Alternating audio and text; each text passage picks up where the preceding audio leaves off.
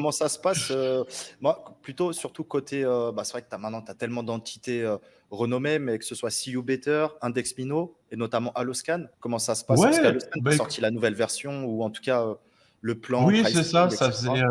quelques années que c'était en version gratuite, donc c'est vrai que c'est un très voilà, il y a beaucoup de data, il y a beaucoup de travail, enfin il y a c'est très, très long et voilà, on a lancé, voilà, c'est en phase de lancement. Ce qui me manque, c'est faire des petites vidéos de présentation parce que c'est vrai que c'est quand même assez technique et c'est assez, complet et là, pour le moment, en tout cas, sur le niveau marketing, communication, on n'est pas encore très bon, donc on va voir dans les prochains mois pour faire des petites vidéos, sur l'explication de toutes les features parce que c'est très puissant, mais c'est vrai que quand tu arrives, que tu as ça, Mmh mh. tu te dis que c'est un peu complet. Mais voilà, mais après, il suffit, voilà, si tu veux tester, il suffit que tu mettes l'URL de ton site internet pour voir qu'on détecte généralement beaucoup plus de mots-clés que les SEMrush, les Href, OK, etc. bon à Tu as savoir les ça. historiques, tu as les bulks que tu peux faire, que sur SEMrush, tu peux pas faire de bulk, Href, c'est limité à 200. Là, tu peux prendre des noms de domaine, tu peux faire des bulks pour savoir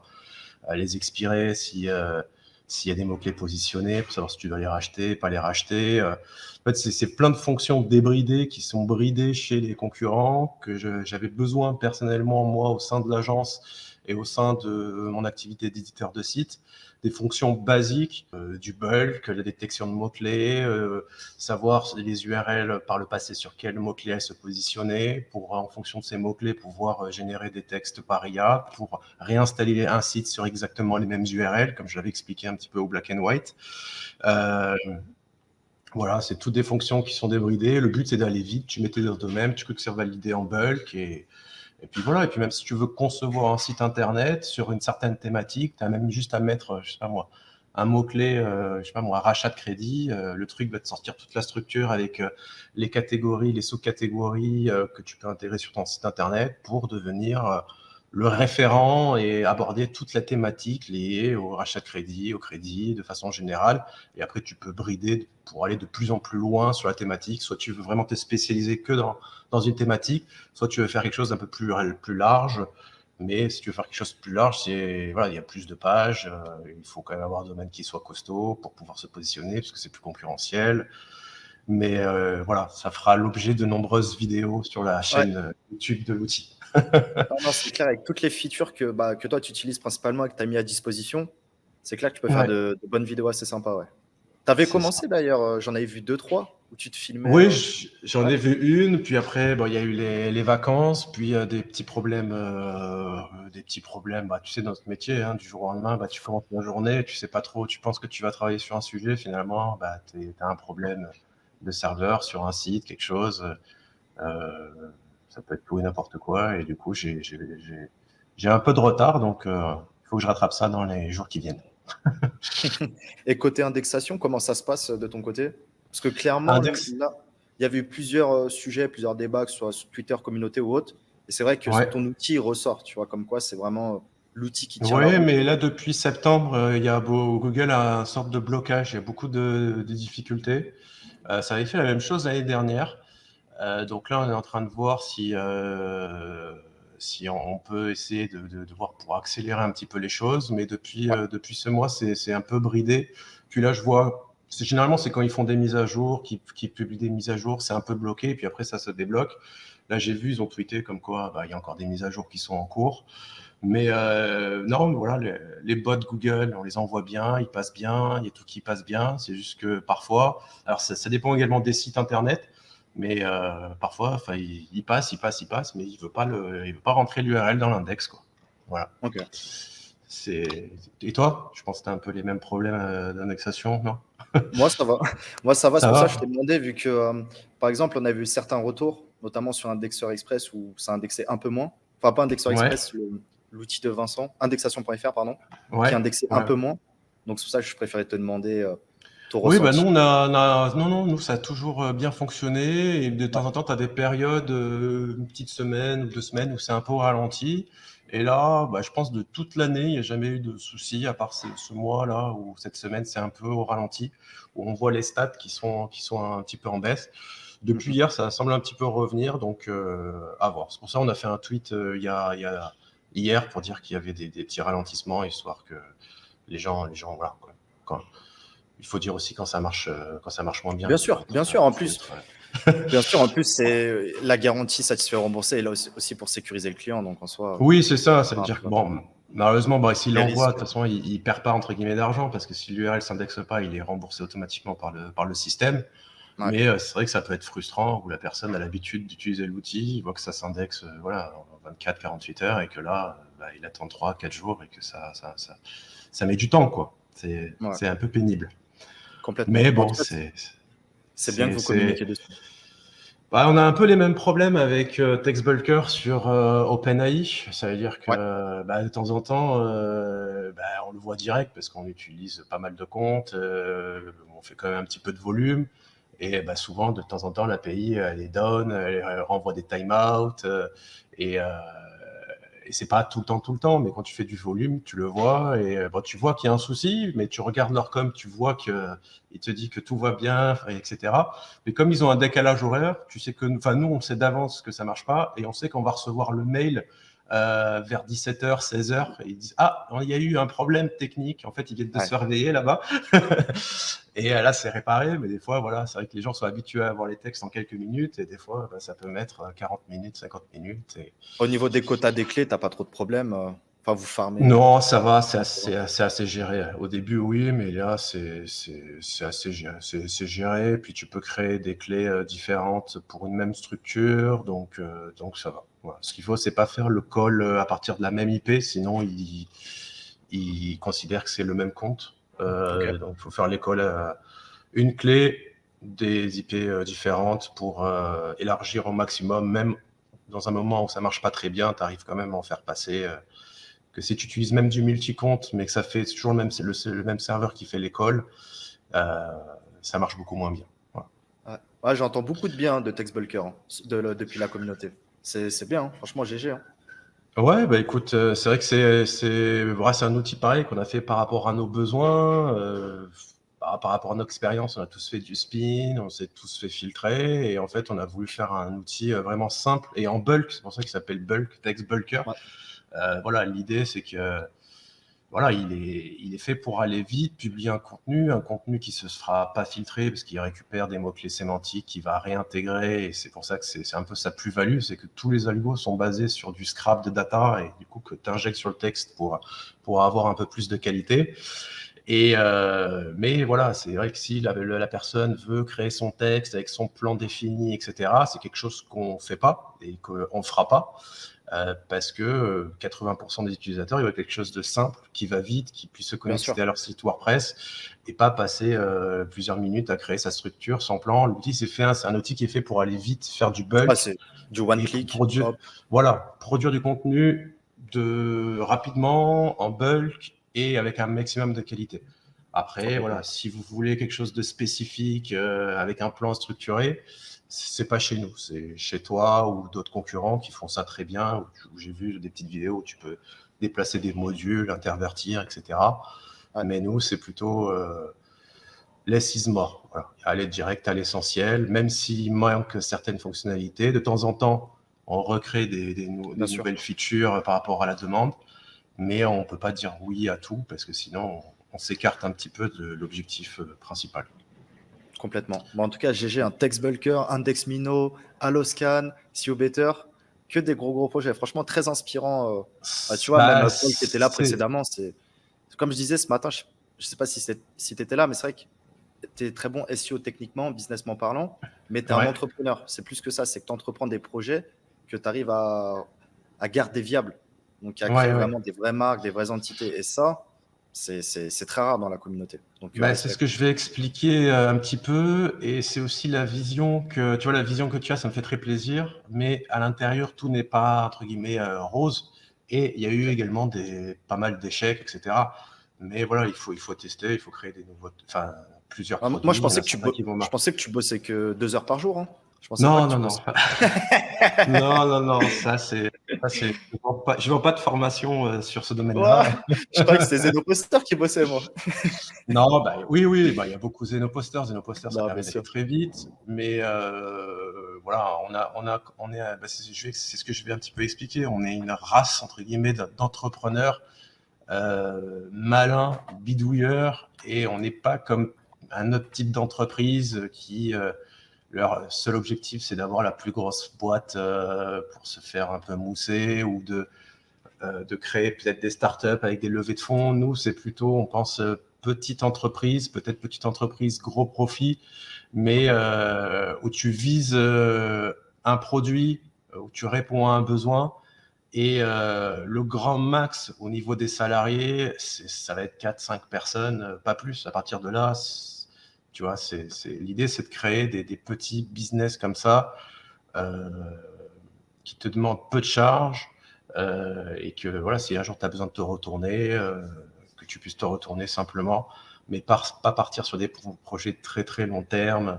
Euh, voilà. Après, je sais que c'est pas mon ADN, et c'est vrai qu'on fait beaucoup d'apéros SEO où quand on échange, tous les SEO et tous les utilisateurs de sites sont comme ça. On a tous le même ADN, où on veut créer notre petit projet.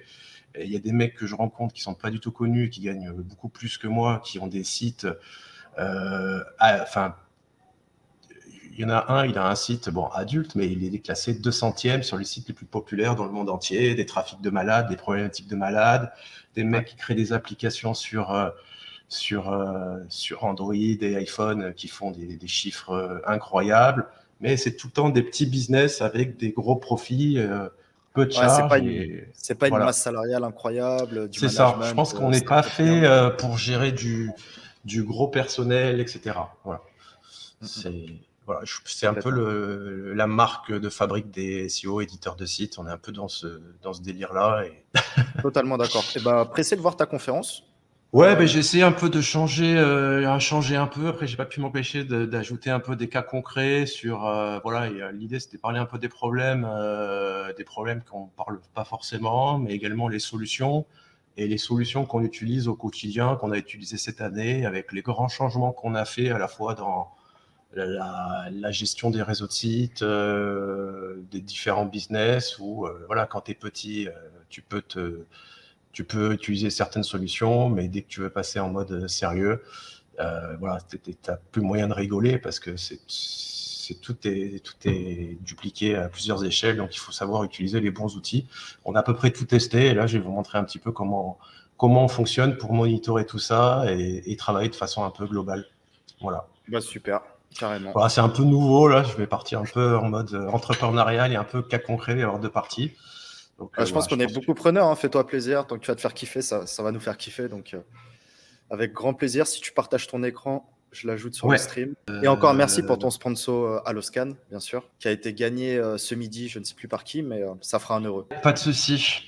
Donc, bonjour à tous. Donc ici, voilà une présentation où je vais mettre un peu plus en avant l'écosystème un peu global et puis ces années dans lesquelles on a travaillé un petit peu sur le web avec les erreurs qu'on a fait, les catastrophes qu'on a dû affronter, des choses qui nous ont fait perdre des semaines, des mois de travail. Et voilà, si on avait eu les bons outils, la bonne méthodologie, on aurait pu éviter tout ça.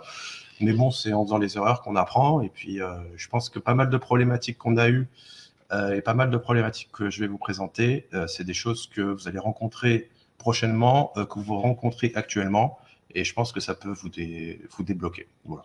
Donc, c'est peut-être un. Voilà. Donc, au niveau des expériences, pour vous parler un petit peu de tout ça, donc aujourd'hui, j'ai créé 6 sociétés, donc des sociétés, comme on dit, il ne faut pas mettre tous ses œufs dans le même panier, puisque j'ai commencé le SEO en faisant uniquement d'édition de sites internet, parce que vous le savez comme moi, voilà, on veut pas avoir de clients, on veut être tranquille à la maison, etc. Donc ça a très bien marché. Je me suis placé sur des mots-clés ultra concurrentiels. Ça rapportait bien, mais voilà, du jour au lendemain, on peut se retrouver sans rien. Et donc, l'idée, c'est au bout d'un moment, quand tu as une famille, quand tu as des enfants, et puis quand tu prends de l'âge, il faut que tu puisses sécuriser ça et du coup, pas mettre ses œufs dans le même panier. Donc, 6 sociétés, elles sont divisées en plusieurs activités. Il y a à la fois de la prestation client, divers outils SaaS, SCI dans l'immobilier. Donc, je vais vous montrer également comment je fais un petit peu de l'immobilier grâce à nos sociétés. Une expérience avec des sociétés de levée de fonds, que je vous recommande pas forcément. Une société de création de courtage en crédit qui était un pur échec, mais c'est intéressant parce que cet échec a permis de rebondir et de faire fonctionner d'autres choses pas mal, et de l'édition de site internet qui est le cœur du métier et où il y a un petit peu vraiment l'essentiel de notre savoir-faire, parce que cette édition de site, ça se monétise un petit peu de partout, et l'expérience qu'on récupère là-dedans sert un petit peu pour tous les secteurs d'activité. Au niveau des outils, on a 4 outils qui sont 100% gratuits, que vous devez probablement connaître, donc scrapmino.com, SEO Hero Ninja, imagegg.com, et un tout nouveau que je vais vous présenter aujourd'hui, qui n'est pas encore sorti, et qui part également d'un problème pour vous donner une solution, qui est RSS Poster. Je vais vous en parler après. Et en outils payants, donc qui sont des vrais SaaS, que vous pouvez utiliser, qui sont finalisés, qui sont fiables, qui sont robustes. Textbulker.com, donc il y a un outil de rédaction IA sur la base de Scrap. Tous les échos sont basés sur du Scrap pour avoir des textes de meilleure qualité. Alloscan, qui est un outil big data de recherche de mots-clés et pour pouvoir espionner entre guillemets les concurrents sur les mots-clés positionnés, avec pas mal d'outils puissants et d'ingénierie à l'intérieur. IndexMino, donc un outil pour forcer les indexations. Et isindexed.com, qui est un outil qui n'est pas... qui est notre premier outil et qui nous a servi de base sur le développement de tous les autres outils. Donc, si un jour vous devez créer un SaaS et même développer d'autres SaaS, c'est toujours bien de créer un premier SaaS en pensant que derrière, sur la structure, vous allez pouvoir après développer des nouveaux services. Voilà. Sachant que isindexed et IndexMino sont interconnectés entre eux. Le premier permet de vérifier les indexations et l'autre de vérifier les indexations. Isindexed n'est pas forcément rentable. Par contre, il permet de récupérer des clients pour IndexMino, qui est une solution un peu plus rentable. Et je vais moins parler des SaaS après, mais le conseil que je peux vous donner, c'est essayer de créer un SaaS qui soit utilisable à l'international. Voilà. Aujourd'hui, ces outils, 80% de nos clients et du chiffre d'affaires se font à l'étranger. Voilà. Malgré qu'on n'est pas bon en communication, etc. Et dans mon expérience, j'ai été une fois salarié pour un moteur de recherche, donc un moteur de recherche qui s'appelle Quant. J'ai été salarié parce que au début, je faisais des initiations site. J'ai eu une période de crise.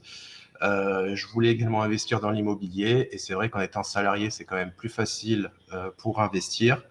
Et en étant salarié pour ce moteur de recherche, ça m'a permis de trouver, par exemple, mes 2 associés, ces 2 meilleurs recrues, 2 des meilleurs recrues de cette société. L'avantage de Quant, c'est que ça avait quand même un aura et une visibilité. Donc, ça a récupéré quand même pas mal de personnes compétentes.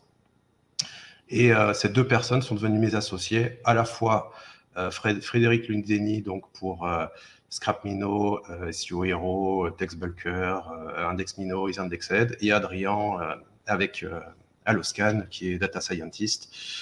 Et donc voilà, donc tout ça pour dire que toutes ces expériences se mélangent un petit peu, et que ce soit du bon ou du moins bon, on récupère pour avancer. Donc nous, on est des sociétés, donc l'idée c'est, je vais vous faire 2-3 slides sur un petit peu le mindset, entre guillemets, ça fait un peu vieux jeu, mais c'est vrai que l'ADN des SEO, c'est plutôt de fabriquer des démarreurs. C'est vrai quand on nous présente notre activité, ça fait un peu vieux jeu de dire, voilà, on est entrepreneur, on est start-upper, on n'est pas vraiment ça en fait, on est une catégorie d'entrepreneurs, les éditeurs qui sont c'est un peu un genre nouveau, c'est-à-dire qu'on peut s'adapter un petit peu à tous les business, créer des petits business, et on peut voir assez rapidement si un produit peut fonctionner, peut ne pas fonctionner, ou voir comment on peut un petit peu gross hacker. Il y a le terme gross hacking, mais en fait, le gross hacking, c'est juste des SEO un petit peu black hat qui existent depuis plusieurs années. Alors maintenant, c'est un petit peu la mode, mais on est un petit peu dans cet esprit-là. Et voilà, le conseil que je peux vous donner, c'est que voilà, si vous voulez réussir, c'est éviter de penser aux grosses entreprises, arrêter de planifier sur plusieurs années, parce que c'est plus des planifications, ça s'appelle des divinations. Planifier plutôt semaine par semaine, et encore des fois c'est jour par jour dans ce qu'on fait, et pas en année, quoi. Voilà. Donc moi, ce que je rencontre dans les apéros SEO et dans les entourages, et avec ceux que je rencontre, et puis ce qui a fonctionné pour moi, c'est stop à l'idée des grosses entreprises. Voilà. Par exemple, hier encore, j'étais à la rentrée, donc où ça s'appelle Nice Startup, où il n'y a que des startups en fait, hein, où leur principal objectif quand même, c'est de lever des fonds.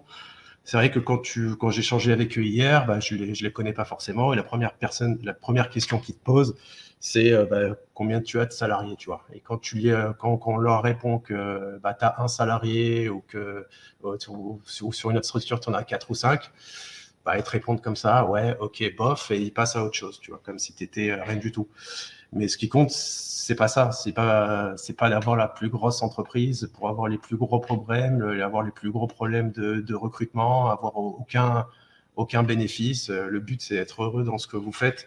Une petite entreprise et puis les problèmes que j'ai rencontrés avec d'autres structures qui se basaient sur du recrutement, que ce soit Quant ou une autre structure que je vais vous parler après, c'est qu'une fois que la structure est devenue grande, et qu'il y a les problèmes qui arrivent, tu dois congédier des gens, et là, ça sape le moral des troupes, tout le monde est dégoûté, tout le monde s'embrouille contre tout le monde, et ça devient la pagaille, et c'est là où c'est le moment de, entre guillemets, quitter le bateau.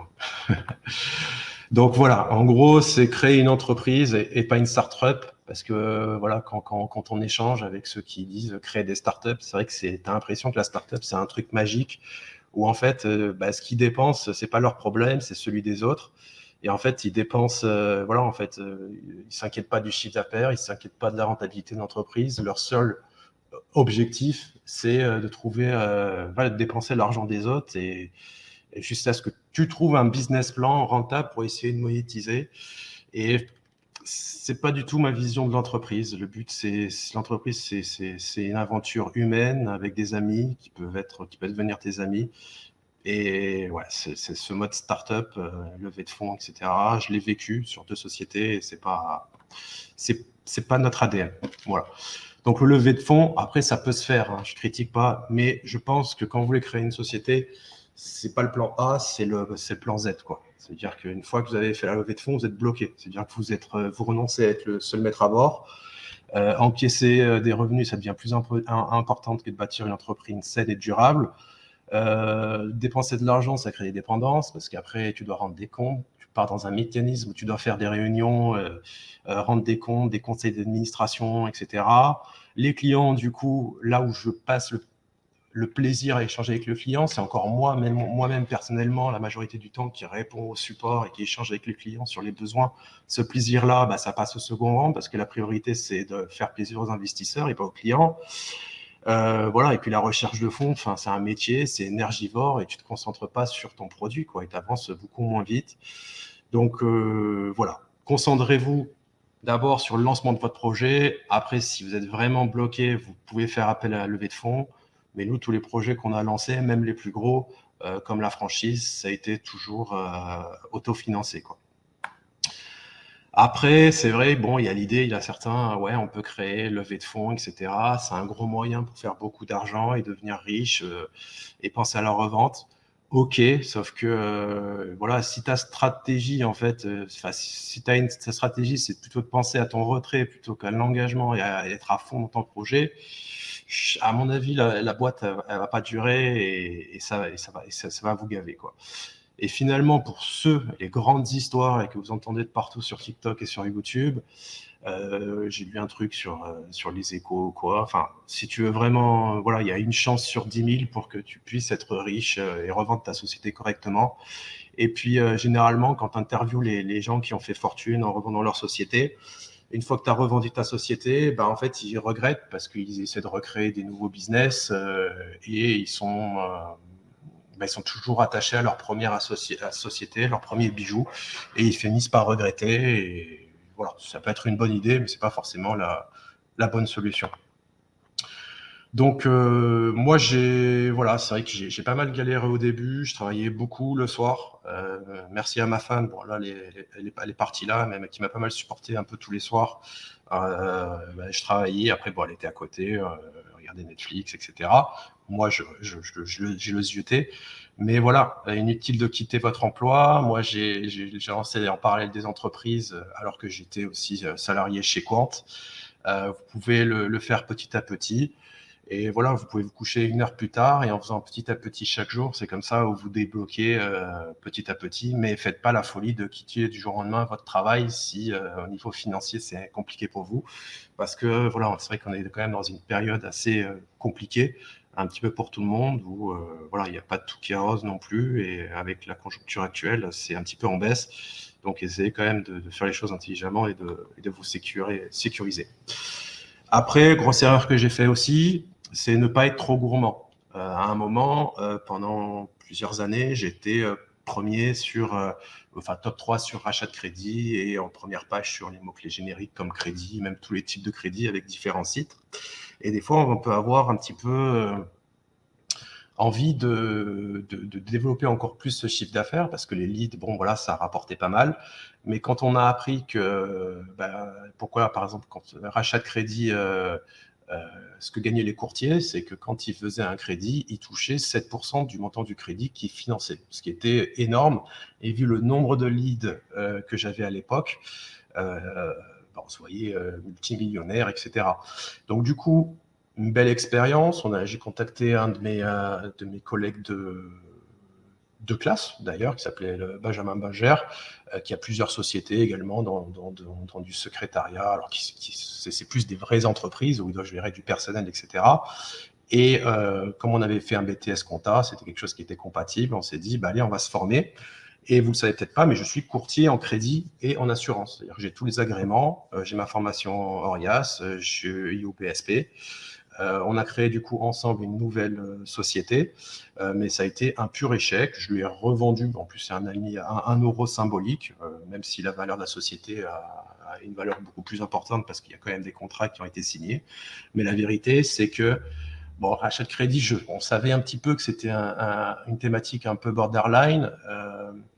Mais quand tu as les personnes au téléphone qui sont, voilà, tu lances ton activité, tu as vraiment envie de les aider, tu vois qu'ils sont pas bien, tu rentres le soir, tu n'es pas bien, tu essaies de les aider, tu fais des efforts, tu ne trouves pas de solution pour eux.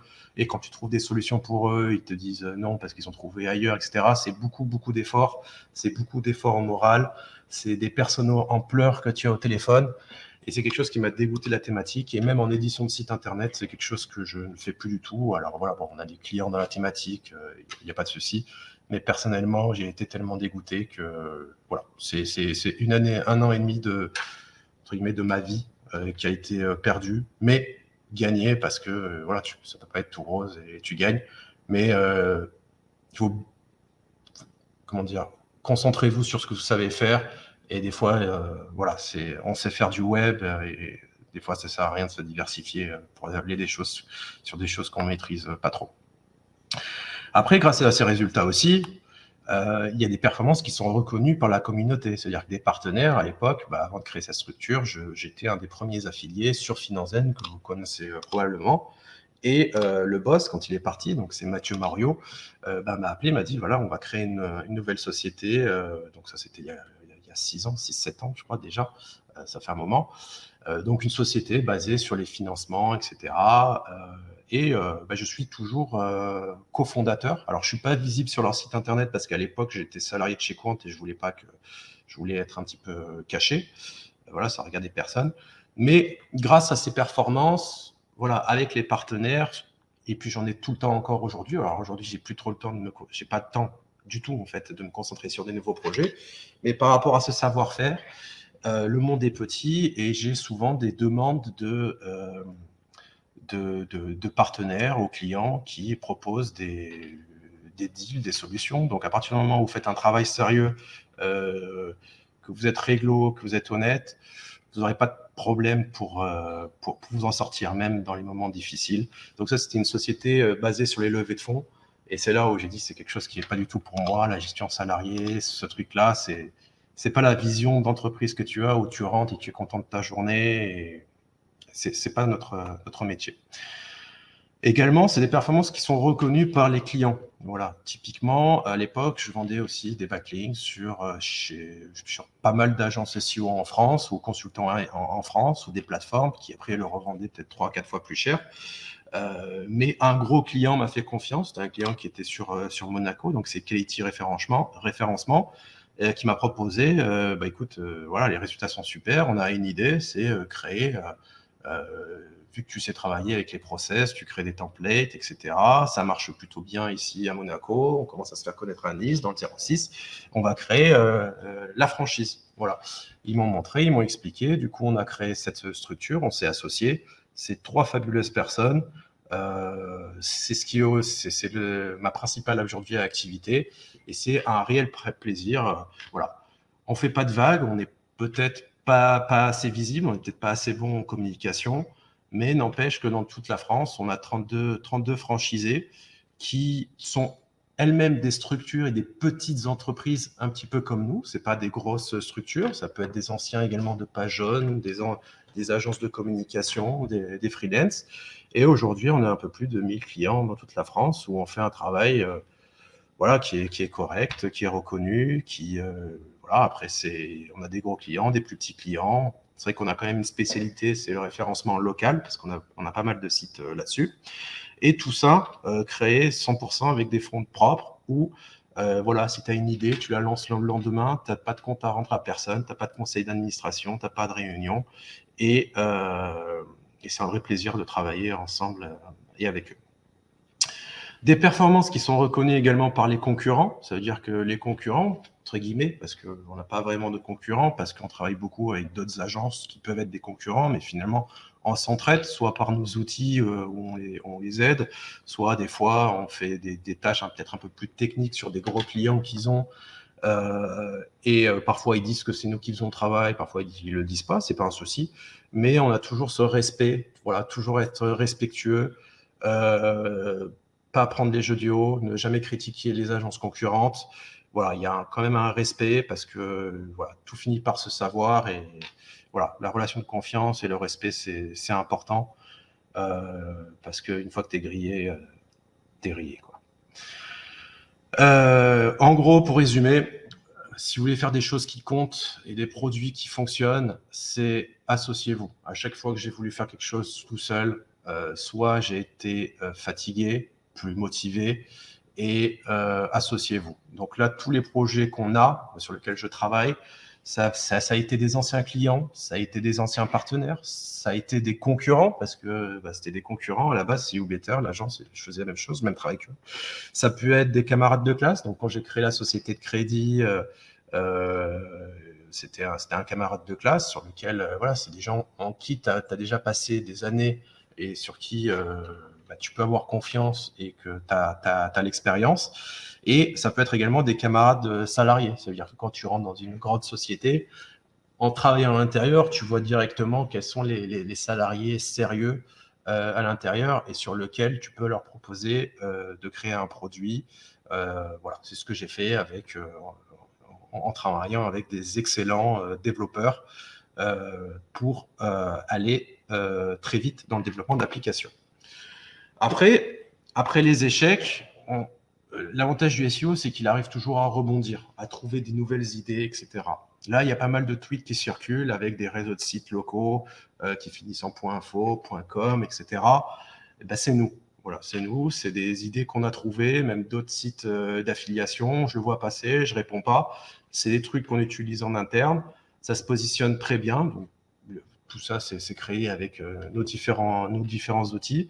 Mais la majorité des sites de niche qui ont peu de concurrence, mais qui font du trafic et où les backlinks, quand tu les poses, font des effets et où tu peux également gagner un petit peu de sous avec de l'affiliation, on les a trouvés. Bon, à la base, c'était pas possible, mais vous pouvez trouver des idées. Par exemple, sur Alloscan, je pense qu'on est des seuls outils où, en fait, on recense tous les classements des sites du web francophone. Voilà, vraiment web francophone, où ici, vous pouvez aller sur le classement des routes domaines et on classe tous les routes domaines. Donc, par défaut, c'est classé par trafic, mais vous pouvez les classer par nombre de pages, par nombre de mots-clés positionnés, nombre de mots-clés positionnés en top 1, etc. C'est quelque chose qui sera rafraîchi plusieurs fois par semaine. Je crois que on est à 2 fois par semaine. Et tu vois de temps en temps popper des sites qui sont là depuis pas longtemps ou qui sont là depuis longtemps, qui ont peu de références domaine, mais qui se positionnent sur pas mal de mots-clés avec trafic. Et c'est comme ça que j'ai trouvé quelques petites pépites et que voilà, maintenant on voit popper d'autres sites un petit peu dans ces thématiques-là qui nous appartiennent. Voilà, donc ça, c'est l'avantage, c'est que vous avez une vision globale du web francophone avec un classement et vous trouverez à 100% votre site internet et tous vos sites internet, vous pouvez trouver leur classement et de savoir finalement à quelle position vous vous placez sur le web francophone au niveau du trafic, au niveau du nombre de mots-clés positionnés, etc. C'est toujours sympa d'avoir ce genre de position qu'on ne peut pas trouver ailleurs. Après, il y a la publicité. On n'est pas du tout bon en publicité. D'ailleurs, à part Aloscan, on a envoyé une newsletter, je crois, la semaine dernière. Enfin, j'ai envoyé une newsletter la semaine dernière. Pour les autres outils, EasyIndexed, IndexMino, on n'a jamais envoyé une seule newsletter. C'est une erreur, clairement. Mais aujourd'hui, les outils ils sont devenus assez populaires. Et je pense que c'est aussi lié pas mal au fait que voilà, ils fonctionnent bien. Mais la meilleure publicité, c'est n'hésitez pas à donner du gratuit. Tu as créé des outils gratuits. Donc, je vous ai montré au début plusieurs outils gratuits. Mais d'un côté, vous avez la reconnaissance de la communauté. Vous pouvez faire des échanges. Et éventuellement, vos clients, ils pourront vous remercier, entre guillemets, et essayer d'autres solutions payantes. Mais aujourd'hui, je pense que voilà, SEO Hero, c'est un des outils les plus utilisés. Il est 100% gratuit. Et on a mis des petites bannières sur les différents outils. Et pareil sur la génération des images. Voilà, le but, c'est pas de tout garder pour soi, c'est aussi de partager, donner. Parce que ce qui fait le bonheur d'un être humain aussi, c'est de pouvoir partager et de voir que ce qu'on donne, ça fait plaisir aux gens. Sinon, ça sert à rien de vivre comme ça dans son coin, quoi. Donc voilà, commercialiser des produits imparfaits. L'erreur qu'on a fait, donc par exemple EasyIndexed, il aurait pu sortir beaucoup plus tôt, c'est qu'on a voulu vraiment qu'il soit vraiment parfait avec toutes les fonctionnalités, avec les API déjà dispo, enfin tout qui soit parfait. C'est une erreur qu'on n'a pas reproduit par exemple sur TextBulker, mais en gros quand vous avez un produit, plutôt que d'attendre le dernier moment et voir finalement que peut-être le truc il lance pas, n'attendez pas que le produit soit parfait pour se lancer. Ne retardez pas le lancement sous prétexte que chaque détail n'a pas été finalisé. Si le produit offre une solution meilleure ou a des innovations, les clients, ils achèteront. Et puis le fait de sortir des nouvelles fonctionnalités, ce sera une occasion en plus de communiquer intelligemment, quoi, sans envoyer entre guillemets du spam. Voilà. Petit exemple avec TextBulker, au début, voilà, c'était un outil qui était très basique. Il y avait uniquement Magic Sémantique. Donc le but de cet algo, c'est de rédiger du texte. Donc, on utilise exclusivement GPT-4, mais on scrape les résultats Google où on intègre les mots-clés sémantiques, du multi-prompt pour avoir jamais de duplicate ou des plans similaires. Et après, dans un second temps, on a créé Magic Local qui permet de scraper les résultats de Google My Business. Donc ça, c'est les genres de pages qui se positionnent le plus facilement sur Google parce qu'à l'intérieur du texte, on rajoute des vraies entreprises, des vrais numéros de téléphone, des vraies adresses. Et Google adore ça. Et c'est quelque chose d'ailleurs qui fait ranker sur Google Maps, mais c'est encore un autre sujet. On a créé après, parce qu'il y a eu beaucoup cette mode de Discover, etc., Magic News, donc qui allait en fonction de votre mot-clé, donc par exemple crédit, va taper crédit sur Google Actualité, va récupérer les sites qui se positionnent sur crédit pour faire un article sur cette thématique. Et celui qui nous a demandé, qu'on a sorti la semaine dernière, c'est Magic Source. Finalement, là où ça marche le mieux, c'est par exemple, vous mettez juste l'URL d'un site, d'un concurrent. Ça peut être pour les news, si vous voulez faire du Discover ou autre chose. On va scraper. Alors, il est beaucoup plus technique parce qu'il va scraper, donc il faut bypasser les sécurités comme Cloudflare, etc. Il faut être capable de crawler correctement. Mais l'avantage, c'est qu'il vous fait un article sur le même sujet. Donc, voilà, si vous avez des articles qui ont fait pas mal de partages sur les réseaux sociaux, vous pouvez vous inspirer de ces articles. Si vous avez des sites même étrangers qui se placent sur Discover et que vous voulez faire les mêmes thématiques, mais en langue française, vous pouvez mettre la langue de l'URL de l'article qui se pop sur Discover en espagnol et il vous ressort à peu près le même article, dit différemment, sans duplicate, sans rien du tout en français. Et tout ça, c'est des petites évolutions, des petits problèmes qu'on a, des petites demandes qu'on a et qu'on sort petit à petit. Donc voilà, n'attendez pas que tout soit fait. C'est vrai que ces algos, je les avais déjà en tête avant de sortir l'outil. Si c'était ce premier outil que je devais sortir, on aurait peut-être attendu beaucoup plus de temps. Et c'est vrai que la concurrence était quand même déjà sortie depuis pas mal de temps. Donc voilà, n'attendez pas pour sortir un produit. Le client n'a pas toujours raison. C'est vrai qu'il y a cette célèbre citation qui dit que le client est roi et a toujours raison.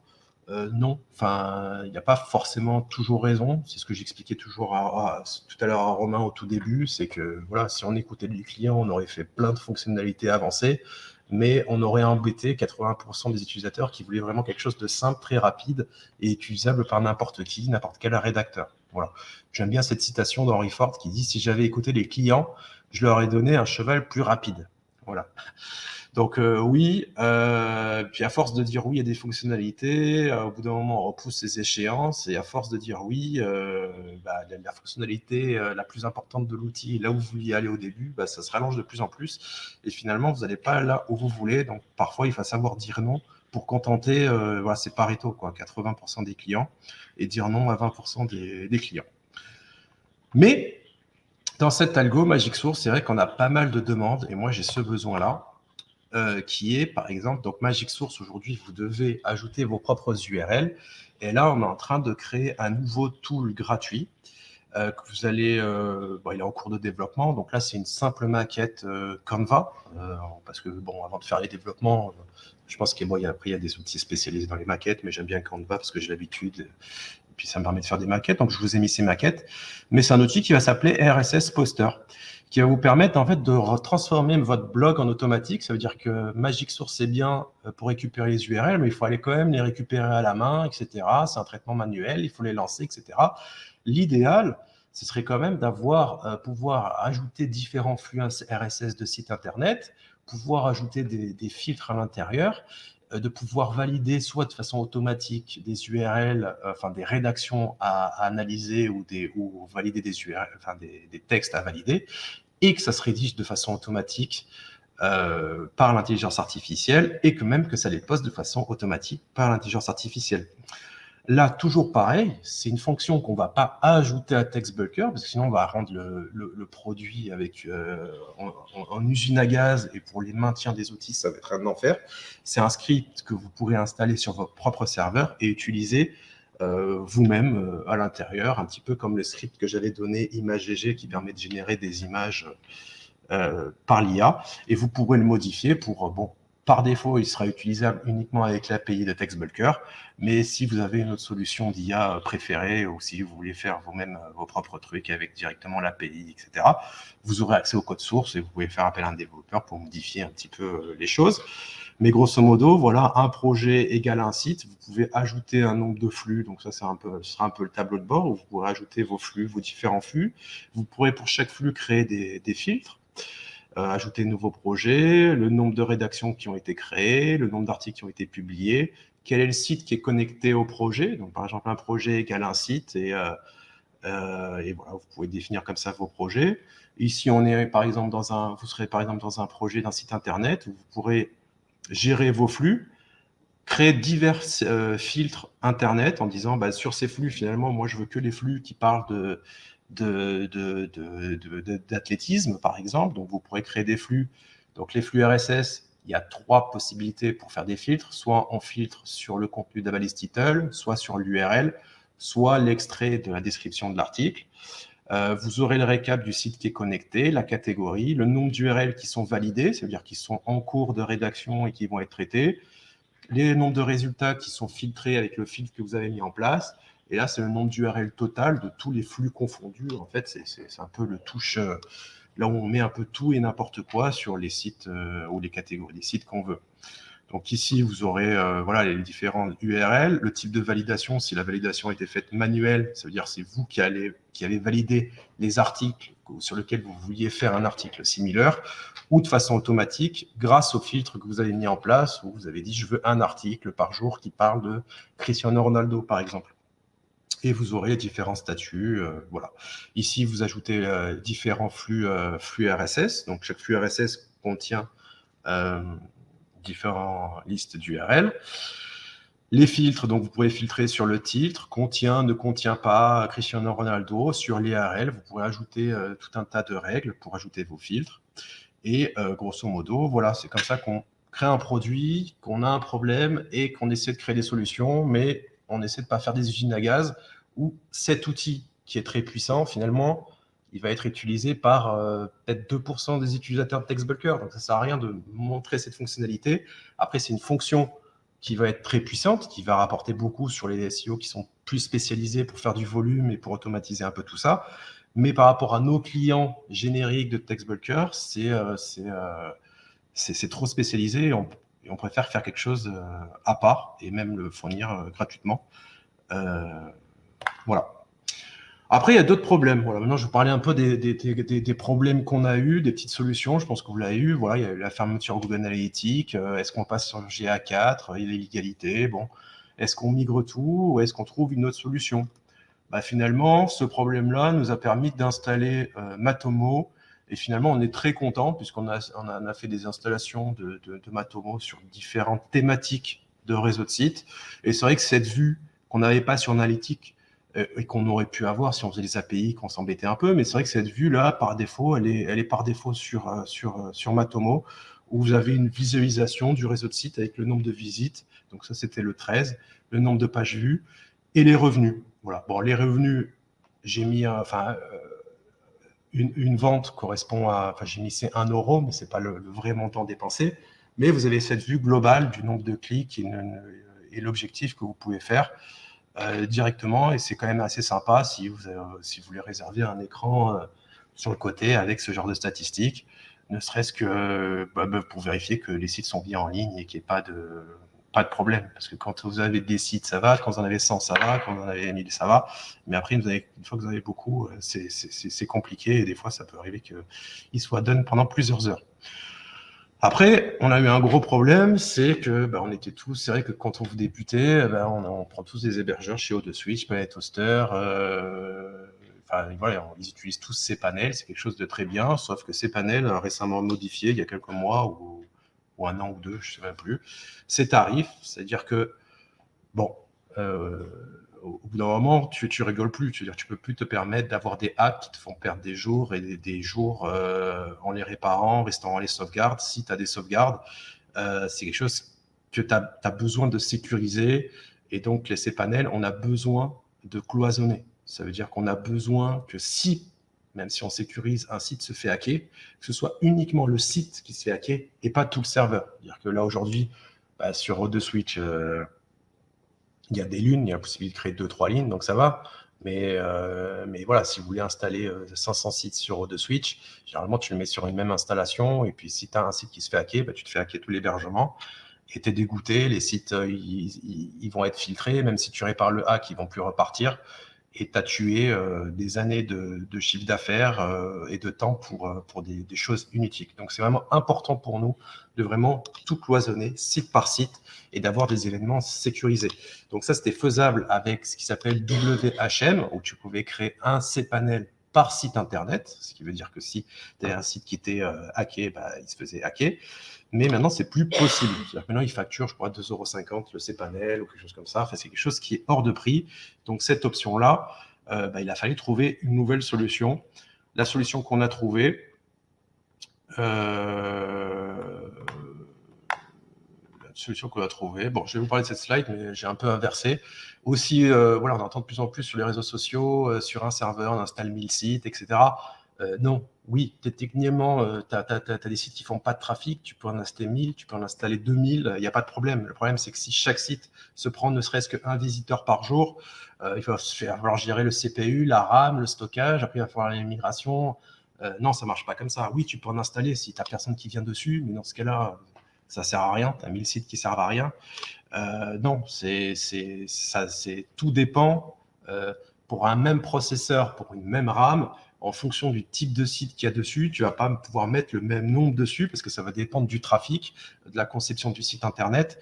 Donc, c'est n'importe quoi de dire un serveur WordPress avec tel processeur et telle RAM peut accepter sans problème 100 sites, 200 sites. Enfin, je dis des bêtises, mais ça dépend. Même si tu as du cache, c'est très variable. Je le dis ça parce qu'on a beaucoup ce problème-là. C'est-à-dire qu'on fait des migrations sur des serveurs, on crée des sites qui n'ont pas de trafic, et au bout d'un moment, on se retrouve avec un problème où le serveur ne tient plus parce que les sites montent en trafic et on se retrouve bloqué et on part dans des systèmes de maintenance, de migration. Et je vais vous montrer comment on fait des migrations simplement un peu plus tard. Mais c'est quelque chose qui nous a pris beaucoup de temps, qu'il a fallu apprendre et qu'il a fallu automatiser, ou plutôt trouver des outils pour le faire simplement. Voilà. Parce que, bon, automatiser, je sais faire, mais je ne peux pas tout faire. Bon, après, on a aussi des salariés qui n'ont pas mon profil technique et qui doivent être capables de le faire d'eux-mêmes. Donc, il a fallu trouver des solutions et des logiciels. Voilà. Donc, la solution qui va remplacer Plesk, finalement, c'est exactement la même chose. C'est aujourd'hui, on est passé 100% chez Plesk. Voilà. Donc, c'est la même chose que Cpanel. La seule différence, c'est que vous avez une licence qui s'appelle licence host, qui vous permet d'héberger sur un serveur, un nombre illimité, entre guillemets, comme je vous l'ai dit, de sites internet. Mais l'avantage, c'est qu'on passe toujours à la sécurité, voilà, parce qu'on rigole plus. On doit héberger un site sur une installation toujours cloisonnée et séparée. Voilà. Quand on a fait ça, c'est vrai qu'on a commencé avec OVH et c'est vrai qu'on rigole quand je dis ça, mais aujourd'hui, notre hébergeur favori, c'est Ionos. Pourquoi? Pour plusieurs choses. Là, je vous ai comparé deux tarifs. Donc ici, un tarif OVH 4 corps, 8 Go de RAM. Et en plus, attention, OVH facture 17,99 € la licence host, alors que Ionos, déjà, la licence, elle est inclue dans le service, donc elle est gratuite. Et en plus, rien qu'en termes de configuration identique, on est quasiment 2 fois moins cher. Et encore, là, OVH, c'est un engagement de 12 mois avec 8%. Bon, grosso modo, j'ai commencé à utiliser ça il y a quelques mois. J'étais un peu frileux par rapport aux différents problèmes qu'avait eu Ionos à l'époque, avec des problèmes de renouvellement, où il t'envoyait des courriers. Mais j'en suis vraiment très, très, très content. Et si vous trouvez mieux en rapport qualité-prix, je suis curieux, j'ai cherché un petit peu, mais je n'ai pas trouvé. Voilà, donc Ionos. L'avantage, c'est que les serveurs sont puissants, licence Plesk gratuite, et surtout, c'est que derrière, je crois que c'est le seul hébergeur qui fait ça, c'est que en fait, ils ont pas, c'est un problème sur Ionos, tu peux pas créer des tickets et attendre qu'ils te répondent. En fait, tu as un numéro de téléphone. C'est totalement l'inverse des autres hébergeurs. C'est-à-dire que tu les appelles et derrière Magic, tu as quand même quelqu'un qui te répond, qui parle français. Voilà. Après, vous pouvez peut-être trouver des offres peut-être un peu moins chères ailleurs, à l'étranger, mais voilà, s'il y a un problème technique, c'est quand même moins évident de parler en anglais ou dans une langue. Voilà, si la personne derrière elle parle anglais. Là, bon, j'ai jamais eu de problème technique sur des serveurs, mais par exemple, une carte bleue qui passait plus parce que voilà, c'est plusieurs milliers d'euros de serveurs qu'on paye, elle passait plus et ça avait bloqué. Tu as quelqu'un en français qui te débloque, il n'y a pas de souci. À un moment, bon là, ils ont rajouté l'offre 12 cœurs et 24 Go de RAM. Mais à l'époque, il y avait uniquement 8 Go et j'étais un peu limité. Donc, les sites avaient pris pas mal de trafic, j'étais bloqué et j'avais la flemme de faire la migration. Je les ai appelés pour savoir s'ils ne pouvaient pas augmenter et ils m'ont débloqué une offre qui n'était pas visible sur leur site internet. Très content. Voilà, on parle à quelqu'un qui est français et quand on a un business qui tourne, on ne peut pas se permettre de faire sur du à peu près. Quand ça ne marche pas, on a besoin de décrocher, d'avoir quelqu'un rapidement et qui parle la même langue que nous, quoi. Voilà, donc je vous recommande ça. Une fois qu'on a les serveurs, il y a les sauvegardes. Hein. On est tous passés par l'incendie du data center. J'ai eu le problème. Un disque sur un serveur qui pète. Donc c'est pour ça que maintenant je privilégie quand même les VPS qui sont beaucoup plus fiables. J'ai jamais eu un seul problème plutôt qu'un serveur dédié qui peut être un peu moins cher. Mais si tu as le serveur qui pète, c'est toujours un peu chiant. Un prestataire, ça m'était arrivé au tout début où je ne maîtrisais pas encore les phases d'hébergement, où finalement il n'y avait un problème, il disait qu'il faisait sauvegarde, et finalement quand c'était pour les sauvegardes, je ne sais plus ce qu'il m'avait dit, mais il n'y avait plus de sauvegarde. Un serveur ou un site piraté ou une mauvaise manipulation d'un salarié qui fait un supprimer sans faire exprès quelque chose, une commande, voilà.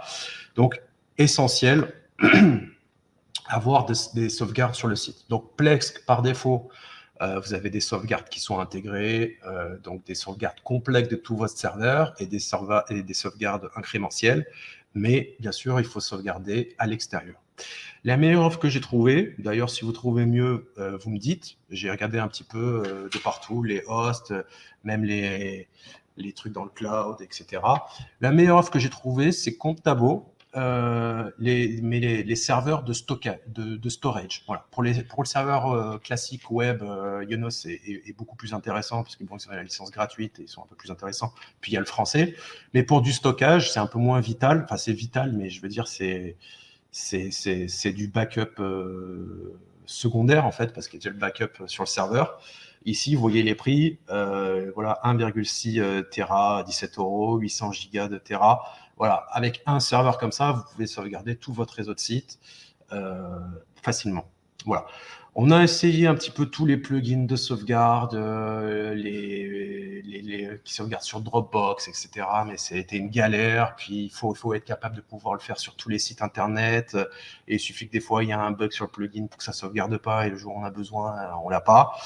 Moi, ce que je vous recommande et qui a vraiment changé ma vie, c'est donc la solution backup de Plesk. Donc là, voilà la configuration recommandée. Par défaut, ici, on voit que j'ai mis 2. Ça veut dire qu'il va sauvegarder 2 sauvegardes complètes de tout le serveur, voilà, avec le système, toutes les bases de données et tous les FTP, enfin les fichiers sites. Donc, ils vont vous garder 2 sur le serveur. Plus, vous avez une option ici qui permet en fait de basculer sur FTP la sauvegarde complète. Et donc, forcément, vous mettez les connexions du serveur dédié aux sauvegardes, donc le serveur que je vous ai montré sur l'hébergement tout à l'heure, dédié au truc. Et là, vous mettez juste les connexions à FTP et vous sauvegardez tout ça. Vous pouvez définir sur quel répertoire vous le mettez. Donc, je vous conseille de créer un répertoire par nom de serveur pour mieux vous y retrouver si un jour vous avez besoin. Et là, on peut dire que le business est plutôt sécurisé puisque vous avez les historiques de modifications sur WordPress, vous avez les sauvegardes sur le Plesk, et si le serveur il pète totalement, vous avez quand même les sauvegardes sur en plus un autre hébergeur ailleurs et pour vraiment pas cher, vraiment pas cher, vraiment pas cher. Voilà. Sauf que tout ça, c'est bien beau, mais après, il va falloir monitorer les serveurs. Parce que les problèmes qu'on a eu avec les serveurs de stockage, c'est qu'au bout d'un moment, ça sauvegarde, et du jour au lendemain, il n'y a plus d'espace disque, parce que les sauvegardes, ça a pris d'espace disque, et au bout d'un moment, les logs, ça prend de la place. Et on se retrouve avec un serveur en erreur 500, avec tous les sites down, et on n'a pas fait gaffe, le disque est plein. Ou la nuit, par exemple, les sauvegardes, les systèmes de sauvegarde qui se lancent avec le processeur qui font à fond, et vous avez Googlebot qui passe pendant la nuit et qui, quand vous regardez les logs de Googlebot, il s'est pris d'erreur 500 parce que le serveur, il y avait trop de sites dessus, il s'est pris, le load était à fond, la RAM était à fond, Google il n'a pas réussi à crawler correctement, et du coup il dévalue votre site internet parce qu'il se dit bon ok je reviendrai plus tard parce que là il est down, et en fait voilà, c'est quelque chose à ne pas sous-estimer. Il y a même beaucoup d'attaques qui surviennent le soir pendant que vous dormez pour que quand Google passe, il trouve votre site HS et que vous perdiez finalement des positions à cause de ces problèmes-là. Après, la journée, ça marche très bien, mais voilà, surveiller ça. C'est pas évident à surveiller quand vous avez pas mal de serveurs. Voilà, aujourd'hui, on en a une 50aine. Voilà, pour voilà, à moins de faire une interface sur mesure, etc., on n'a pas forcément le temps. Nous, on est passé par 360 monitoring. Voilà. Donc, Plesk 360. Vous avez juste à lancer une commande. Donc, quand vous ajoutez ici un serveur, il vous dit de lancer une commande en route en SSH et il vous ajoute les serveurs. Donc là, j'ai flouté un petit peu. Ici, vous avez voilà, les 50 serveurs. Vous avez une vision un petit peu globale des sites Internet. Donc là, on voit que j'ai 2 serveurs qui commencent un petit peu à fatiguer parce qu'ils se prennent un petit peu des charges et ça va pas être bon. Donc, il faudra aller rentrer dedans et regarder les sites qui génèrent le plus de trafic pour éventuellement les migrer sur un nouveau serveur. Vous pouvez également monitorer des sites internet. Donc là, j'en ai 0 parce que j'utilise une autre solution de monitoring que je vais vous montrer tout à l'heure. Mais vous avez une vision globale si quelqu'un vous fait une attaque sur voilà, le load du serveur, le CPU, la mémoire et l'espace de stockage. Voilà. Et c'est quand même très rassurant. Et voilà, quand vous avez cette vision, plutôt que voilà, quand vous commencez votre journée, vous ne savez pas si vous allez avoir vous allez devoir faire le pompier ou pas, quoi. Là, c'est si on rentre dans le détail d'un site internet. Donc voilà, c'est quand un site internet a un problème, voilà, vous avez ici le détail voilà, des graphiques sur tout l'historique à partir du moment sur lequel vous l'avez ajouté, la mémoire, le CPU, le disque, la RAM et le top process. Ça peut être intéressant pour voir tous les process qui vous prend du processeur, ou éventuellement quelqu'un qui a hacké, qui vous envoie des mails en brute force, ou voir ce qui va pas et ce qui prend beaucoup de ressources processeur, est-ce que c'est un site en particulier, etc. C'est super pratique. Et puis là, vous avez tous les détails, la RAM, la configuration, l'adresse IP pour vous connecter. Bon, j'ai caché un petit peu tout ça, mais ça m'a changé la vie. Sauf que là, on monitore les sites internet, mais on a aussi besoin de monitorer les. Non, c'est voilà. Là, je vous explique voilà les meilleures solutions. Là, vous vous dites, ok, c'est super. Le problème, c'est que je suis chez un hébergeur. Comment je vais faire ça à la main? Est-ce que je vais devoir me taper toutes les bases de données MySQL? Est-ce que je vais devoir faire un zip de tous mes fichiers en zip FTP pour le réuploader? Je vais jamais m'en sortir parce que je suis quand même un SEO qui a plusieurs centaines de sites et des milliers de sites, etc. Et je peux pas le permettre de faire ça à la main. Et là, Magic Plesk a un plugin qui s'appelle Plesk Migrator. Donc, comme son nom l'indique, hein, il s'agit d'un plugin dédié à la migration. Donc voilà à quoi ça ressemble. En gros, vous mettez l'IP de votre serveur. Donc voilà, moi typiquement, j'avais des serveurs chez PyToaster. Voilà, j'avais besoin d'un nouveau changement. J'avais des problèmes avec les multi-IP, etc. Tous ceux qui utilisent voilà, cPanel, vous pouvez choisir le truc. Vous mettez l'adresse IP. Il faut quand même qu'il vous donne un accès root. Typiquement, généralement, ils vous font signer un petit papier comme quoi ils vous donnent l'accès route, mais ils se déchargent qu'en cas de problème, leur contrat de support n'est pas pris en charge. Donc voilà, ça dépend des hébergeurs. Il y en a qui vous font signer ce papier, il y en a qui ne le font pas signer. Mais vous mettez l'IP du serveur, vous mettez sur la clé HHA le password, vous faites suivant, et en fait, il va vous récupérer tous les sites internet. Et par exemple, même si votre site internet était dans un cPanel, un même cPanel, vous pouvez décider de les mettre sur des souscriptions différentes pour justement les cloisonner et pouvoir séparer tout ça. Et en fait, vous choisissez tous les sites internet et le plugin vous fait la migration avec les FTP, les bases de données, tout comme il faut. Et vous avez juste après à changer l'IP du serveur vers le nouveau serveur, et tout ça sans que votre site internet ait de coupure, puisque on utilise maintenant 100% Cloudflare. Voilà. En gros, c'est vrai qu'il y avait le truc, attention, pour le maillage interne, il faut avoir plein d'IP différentes. C'est pour ça que les hébergeurs comme OdeSwitch, MyToaster, SEO Lite, voilà, qui avaient plein d'IP ont été très populaires parce que les SEO se disaient, je vais uploader tous mes sites sur des IP différentes. Comme ça, quand je me fais des liens entre eux, je vais pas me faire griller par Google parce que c'est des IP différentes.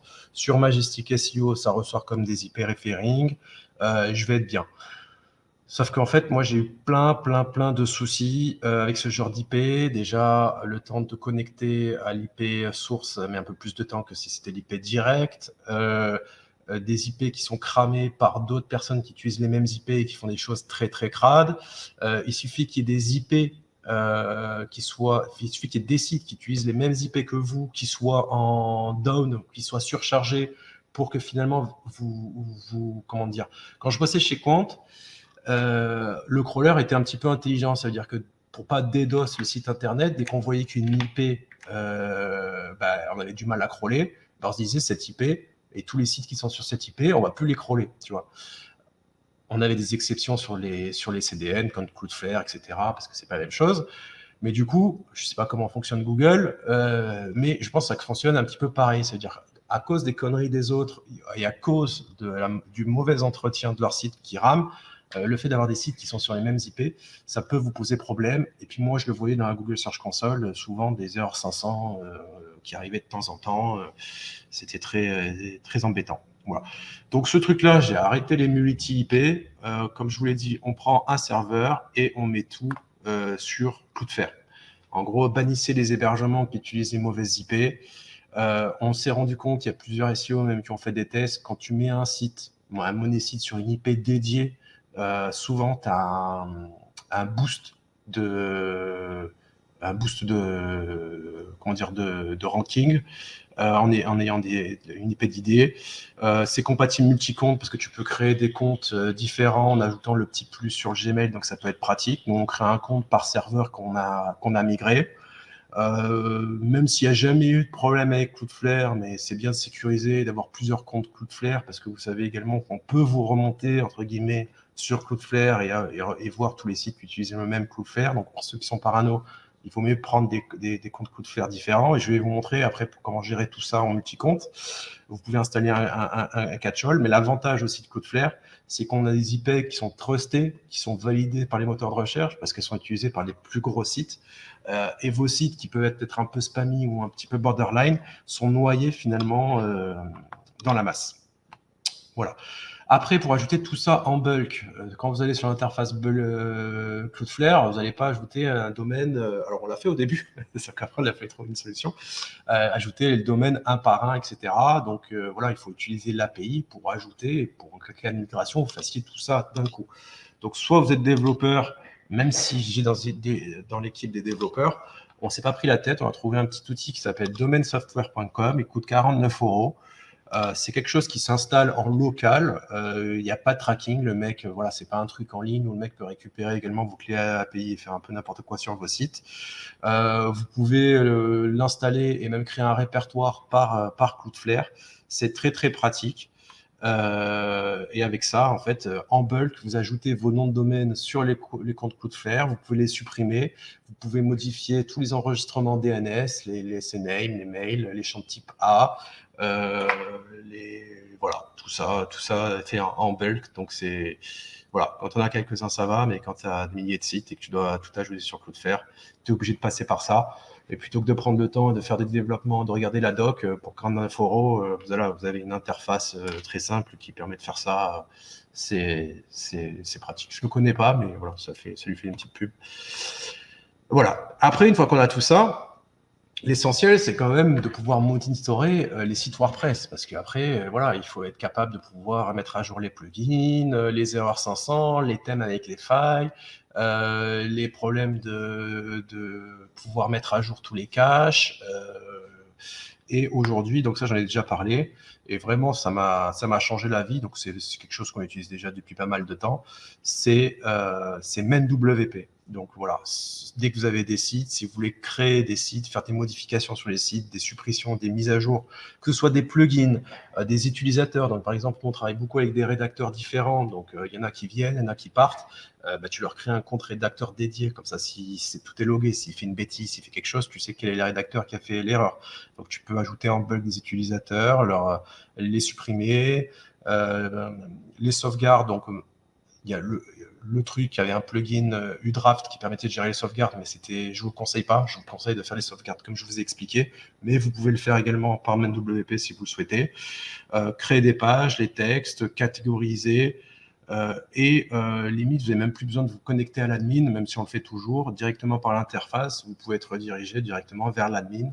Après, voilà, c'est un outil. Forcément, si quelqu'un a accès, il a potentiellement accès à tous vos sites. Donc, faites attention et sécurisez quand même un minimum. Voilà.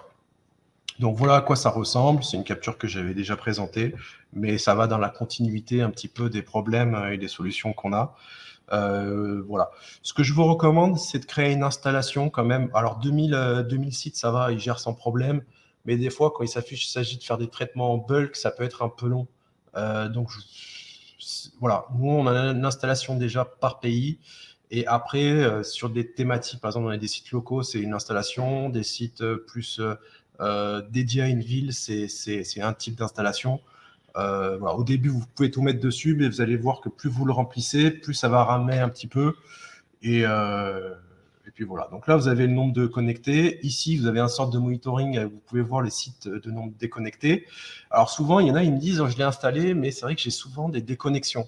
C'est quelque chose qu'on avait également, qu'on a utilisé ces hébergements avec des IP aléatoires ou voilà, des hébergements un peu pas fiable. Mais maintenant qu'on monitore vraiment les CPU, la RAM, etc., on n'a plus jamais eu aucun problème. Et à partir du moment où le truc est bien réglé, ça se déconnecte jamais. Si ça se déconnecte, c'est que vous devez aller voir du côté du serveur qui est down, ou alors que vous n'avez pas renouvelé votre nom de domaine. Voilà.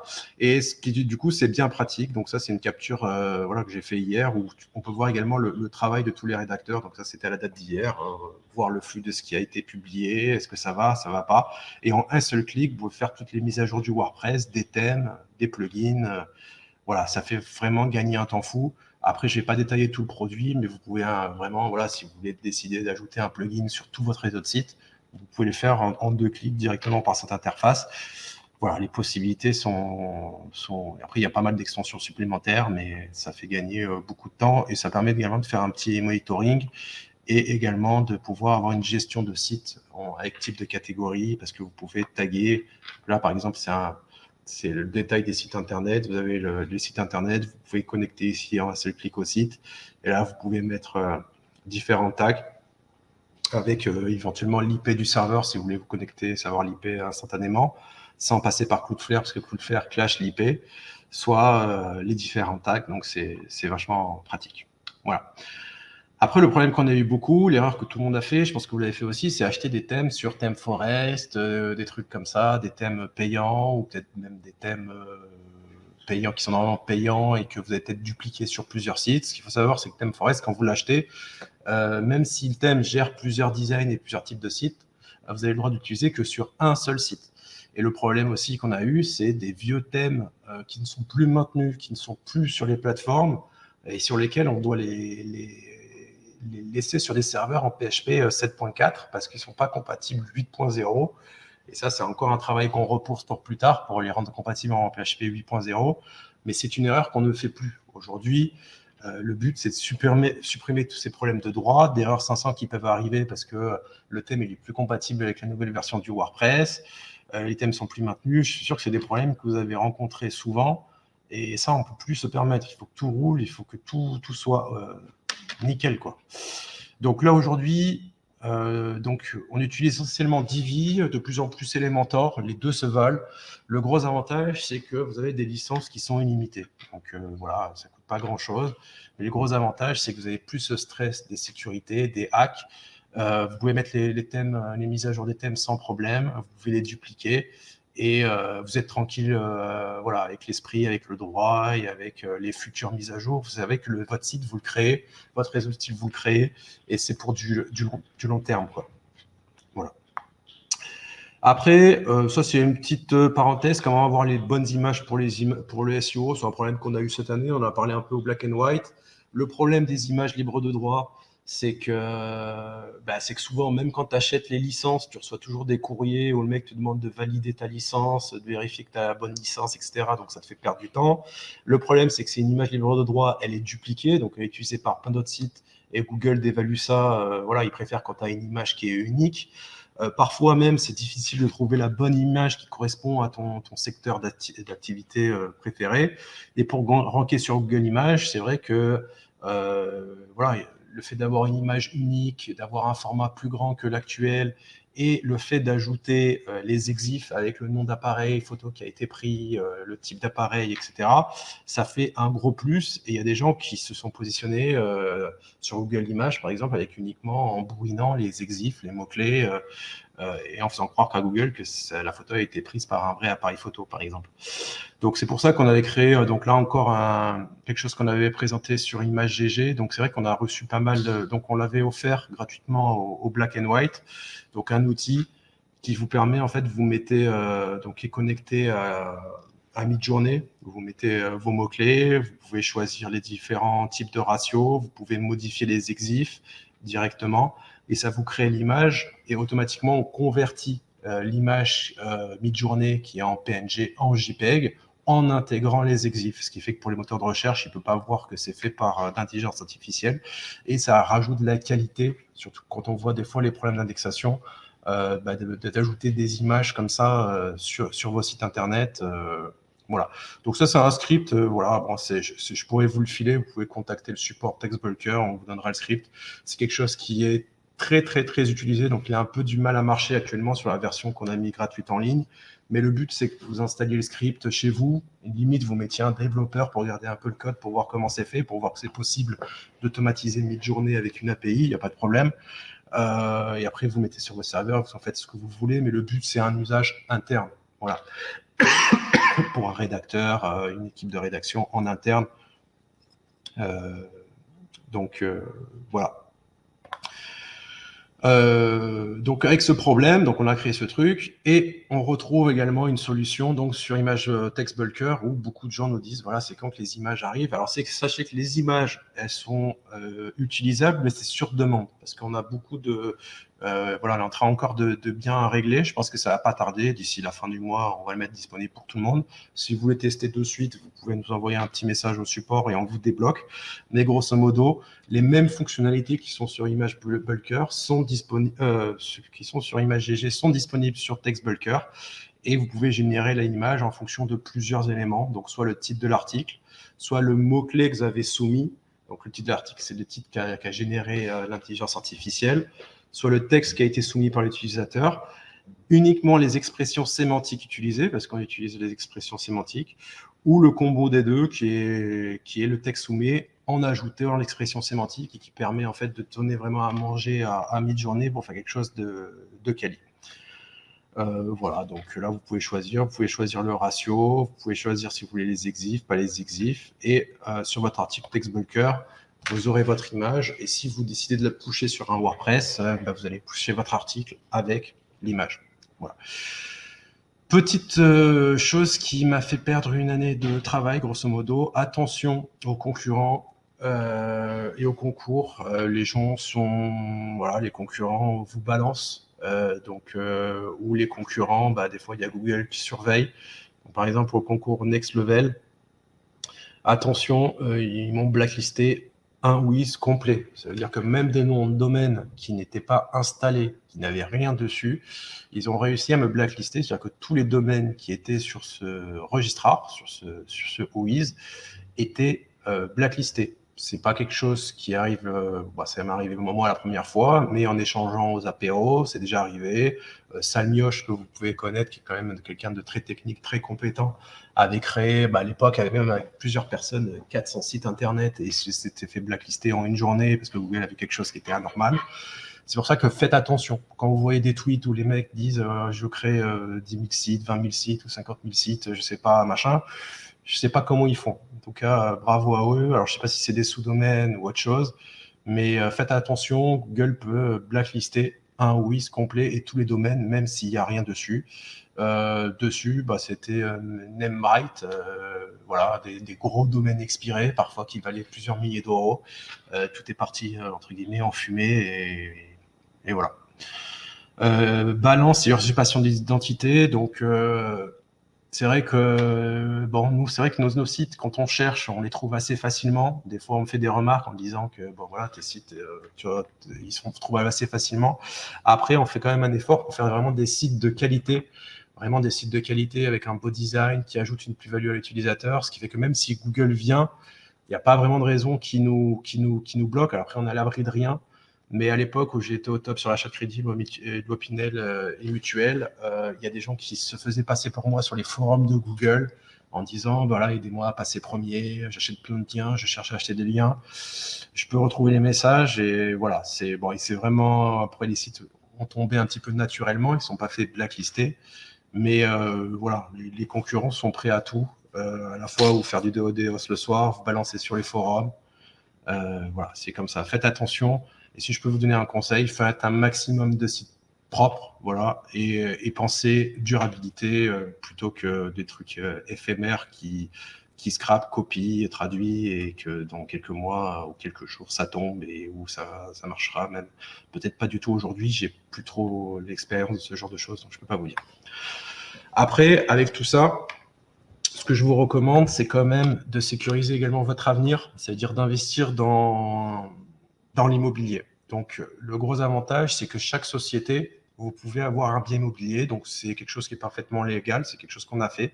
Par exemple, les locaux où on est là, voilà, sur chaque structure où je suis là, donc vous pouvez créer. Donc, j'ai créé une SCI en personnel que j'ai loué à ma propre société avec un loyer et essayez de vous arranger pour que le loyer soit supérieur au crédit que vous remboursez. Comme ça, vous êtes autofinancé. Vous ne le sentez pas passer. Vous avez également un double avantage puisque du coup, c'est votre société qui paye les loyers. Ça vous réduit également le bénéfice. Et en plus de ça, ici, c'est quelque chose qu'on a acheté un petit peu. Voilà, on a tout refait. On a refait l'intérieur. Tous ces travaux-là, vous pouvez les passer également en charge sur votre société, ce qui vous réduit votre bénéfice. Voilà, après, vous travaillez dedans, etc. Ce qu'il faut au niveau du comptable, c'est par contre, voilà, quand vous investissez, que vous faites des travaux à l'intérieur d'un local, il faut quand même rester un minimum entre 5 et 7 ans, histoire qu'il n'y ait pas de problème voilà, d'abus de biens, enfin, je ne sais pas comment on appelle ça, ou avec le fisc, enfin, je ne sais pas quoi. Mais c'est quelque chose qui est parfaitement légal et voilà, en fonction des sociétés, vous pouvez faire ça et voilà, ne payez pas de loyer, payez plutôt un crédit et autofinancez ça avec société. Et voilà, en cas de coup dur, vous avez toujours un bien immobilier. Et puis pour votre retraite, parce que voilà, je pense que la majorité, on n'est pas salarié, ou le but, c'est quand même d'être indépendant. On ne sait pas ce qui peut nous arriver, mais vous aurez finalement, à la fin de votre aventure, un petit peu d'immobilier, et c'est pas à négliger. Voilà, donc en gros, moi j'ai fini. En gros, ignorez les tueurs d'idées, lancez-vous en sachant s'entourer. Le plus important, vraiment, c'est ce mot, je l'ai répété plusieurs fois, mais c'est s'entourer. Voilà, s'entourer des meilleurs, trouver des bons associés. J'ai l'habitude de dire que les associés, c'est un peu comme sa femme. Je ne l'ai pas mis parce que sinon, ça allait faire un peu abuser, mais investissez, un de vos meilleurs investissements, c'est aussi d'investir dans une femme, quelqu'un qui vous comprenne, voilà, qui vous soutient. Et voilà, moi, j'ai travaillé souvent le soir, etc. Elle était compréhensive. Elle était infirmière libérale, elle a arrêté son activité. Maintenant, elle travaille à 100%, enfin, pas à plein temps parce qu'elle garde aussi ma petite Naomi. Mais voilà, c'est quelque chose qui peut vous aider à avancer. Et le plus important, c'est voilà, c'est être bien dans votre entreprise. Je vous recommande une petite entreprise. Faites quelque chose de sérieux, durable. Trichez pas, mentez pas. Et voilà, après, c'est vrai qu'on est toujours des activités, des fois, un petit peu borderline de temps en temps. Je pense qu'il y a des limites à pas dépasser, mais voilà, soyez humble et après, voilà, de toute façon, tout se sait dans le web. Voilà, faites les choses avec respect. Et je pense que j'ai fini. Hein. Je sais pas s'il y a encore quelqu'un. Incroyable la conf. Incroyable, franchement, très très complet. Ah ouais? Ouais, là, tout le monde a J'ai kiffé parlé dans le combien de chat. temps? Je pense une petite heure. Une Ouais, petite ah, heure, ok. donc nickel. Parce Hein. que En j'ai fait plus, un peu freestyle. mais si tu as des tips pour trouver une femme, moi, ça m'intéresse aussi. N'hésite pas. N'hésite pas. Ouais. Non, franchement, grosse Non, mais conf. c'est vrai que je pouvais pas le mettre dans les slides parce que j'ai vu qu'il y a eu quelque chose comme quoi il disait ouais, c'est pas normal qu'il y ait des femmes. Donc j'ai pas voulu le mettre parce que j'avais peur de. Mais c'est vrai que Wow, ça c'est joue des... beaucoup, ça joue beaucoup. Et puis tu as toujours des mauvais moments et voilà, ça te rebooste. Ou même quand tu as des problèmes, le fait de pouvoir échanger, et ça te rebooste. Voilà. Ouais. C'est Ah, ça fait important. plaisir. La Puis c'est conf très très partager complet. l'aventure, quoi. Donc voilà. Ouais, c'est ça. Et même dans le chat, il le disait également que tu passes voir plus de temps avec ton associé qu'avec ta femme Ouais, sur certaines c'est périodes. Donc ça. c'est vrai Ouais. que bah, la femme, effectivement, c'est vital. Mais trouver de bons associés et pas uniquement sur une complémentarité, mais vraiment une confiance, la vision, comme tu dis, l'intégrité également, tous ces trucs-là, de pas mentir, de rester carré, ça joue énormément sur une aventure, c'est clair. Et puis voilà, quoi. Après voilà, tu as des enfants. Puis après, le but aussi, c'est peut-être transmettre un peu ta passion à tes enfants. Et puis même des fois, les amis. C'est vrai que tu échanges pas mal. Puis tu aides aussi les amis. Puis ça fait plaisir quand tu vas aux apéros. Bah, tu échanges un peu sur son truc. Et tu vois que tu l'as débloqué sur des trucs. Et puis tu vois que tu l'as poussé à faire un achat immobilier, à faire le même montage. Ouais. Voilà, après, c'est des choses. Des fois, on a un peu trop la tête dans le guidon. On n'arrive pas. Mais. Voilà, l'idée c'était un peu de montrer un peu ça de façon un peu globale. Tout n'est pas rose, mais le but c'est voilà, c'est avancer et même faire des choses petit à petit tous les jours. Ça vous permet quand même d'avoir un élan et de garder un élan que si tu t'arrêtes, après tu laisses tomber et t'abandonnes. Quoi. Ouais, Voilà. et comme tu dis, même dans les échecs, tu fais du réseau, tu apprends des choses que tu vas pas reproduire les mêmes erreurs. Donc c'est sûr qu'au final, ça fait partie du parcours. Et en soi, c'est kitsch aussi, c'est cliché, mais c'est le voyage qui fait tout. En soi, dès que tu arrives au point final, quand tu exites ou autre, c'est pour ça que tu as beaucoup de mecs qui font des dépressions quand ils revendent. Parce qu'au final, ils sont coupés de ce quotidien-là où ils ont mangé, où ils ont bossé Ouais, pendant des années. Et ouais, même si c'est dur, c'est là ce qu'on vit, ce qui est le plus dur. En tout cas, moi, j'essaie de me le remémorer dans les périodes plus chaudes. C'est vrai que Ouais, c'est maintenant que ça se passe. C'est pas quand et tu vas oui. revendre. C'est C'est sûr, vrai mais que c'est là où tu as le plaisir aussi avec mm, mm. tes salariés, les gens avec qui tu échanges. Donc, bah, je te remercie déjà de m'avoir invité. Et puis aussi, Normal. voilà, l'équipe derrière voilà, qui sont là avec toi depuis un bon moment, qui te font confiance. Et puis, voilà, c'est vrai que la communauté, bon, des fois, il y a des choses qui se passent sur Twitter, etc. Mais je pense Ah, qu'elle est c'est quand Twitter. même, voilà, enfin, quand on va à des events, tu échanges et tu vois, par exemple, hier soir, j'étais à un truc de start-up et c'est vrai que les gens ils te parlent pas trop, ils te regardent des fois un peu de haut en disant bon ok, t'es pas de salarié donc t'es pas quelqu'un d'important, mais c'est pas quelque chose. Tu vas dans des événements SEO, voilà, c'est n'importe qui, tu peux l'aider et puis c'est ça le plaisir, tu vois. C'est ça le plaisir quoi. C'est pas faire tout et garder pour toi parce qu'au bout d'un moment si tu partages rien, c'est Ah non, mais comme comment. tu dis, il faut donner sans vouloir recevoir en échange. Parce que même quand tu Ouais. donnes et que tu souhaites recevoir directement, équitablement, ça se voit, c'est vu et revu. Il faut donner, donner, donner à fond. Et dans tous les cas, tu n'auras que du bon qui reviendra. Et même si tu n'as pas de bon, tu auras donné dans tous les cas, tu auras fait des heureux.